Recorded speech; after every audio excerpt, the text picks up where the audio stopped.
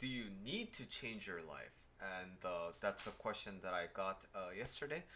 Um, I uploaded a video recently about the simple metaphor for changing your life. So basically, you're used to living your life a certain way, and I compared that to like a dominant hand, and then the new life that you want to live, right?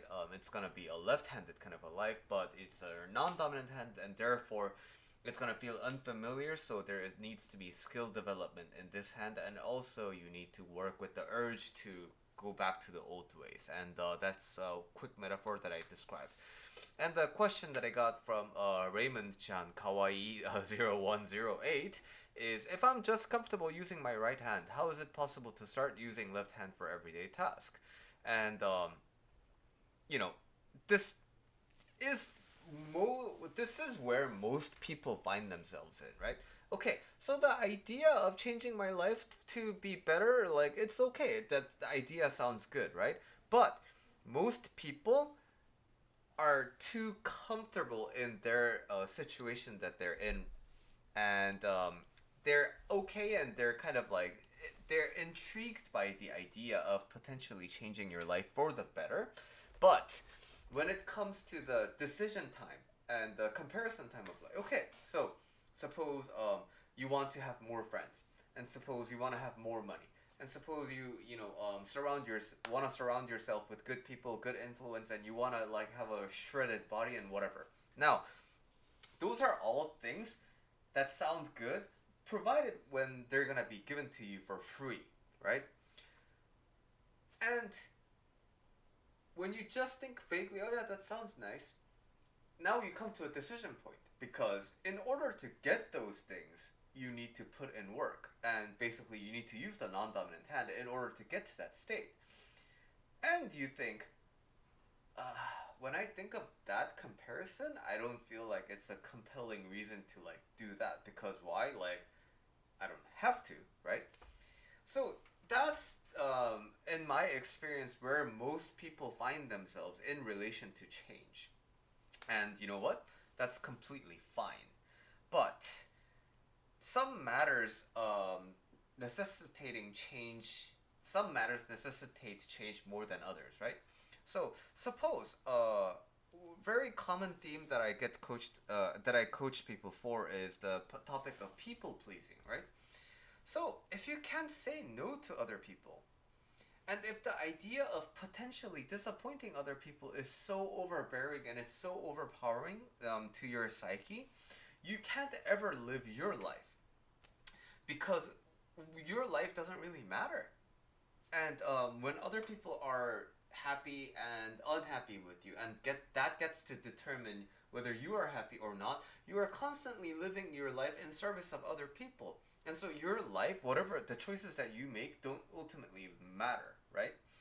And so when that kind of life is sustained, you slowly start losing the will to live, because what's the point?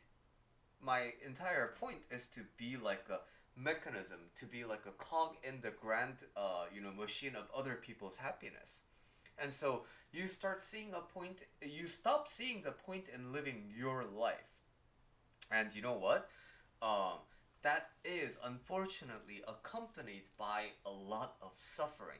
If you could just lose the will to live and just be kind of like dead inside, that's one thing, right?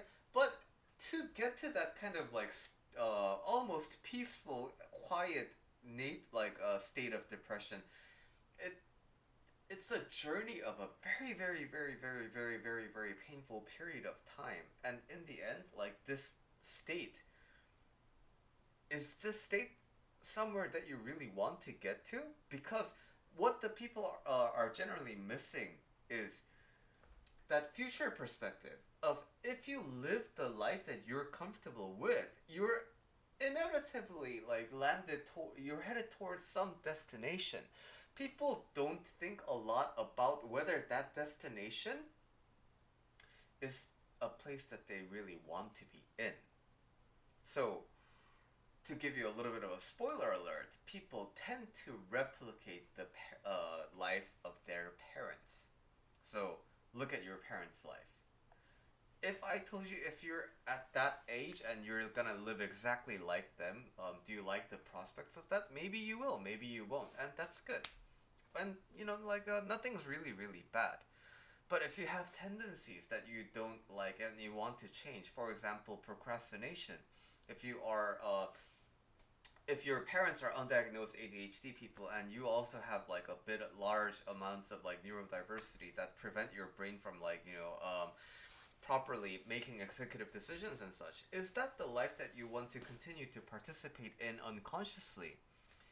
Or do you want to start introducing like really uncomfortable kind of like non-dominant hand kind of a life so that you can alter the trajectory of your life to some version of a life that you are more willingly desiring? And that's what's at stake here, right? So if your life is more or less comfortable and you don't really have any problems, you don't need to change anything about your life. In fact, if I were to argue that you do need to change your life, that would be shaming, right? You don't need to do anything. But if you want to, based on the expected trajectory of your life current experiences, whether it feels good to live the way you do right now, and if there are grander goals that you want to achieve in your life and things like that, then the blueprint and the simple metaphor for changing your life, you can start applying that. So I hope that answers your question, and thanks for asking the question. Anytime you have a question related to the videos or any kind of like life general question that you want answered, you can always write them as a comment, or you can email me at billy@julylifecoach.com, and I'll give you a reply either in email form or video form. Thanks for watching, and I'll see you in the next video.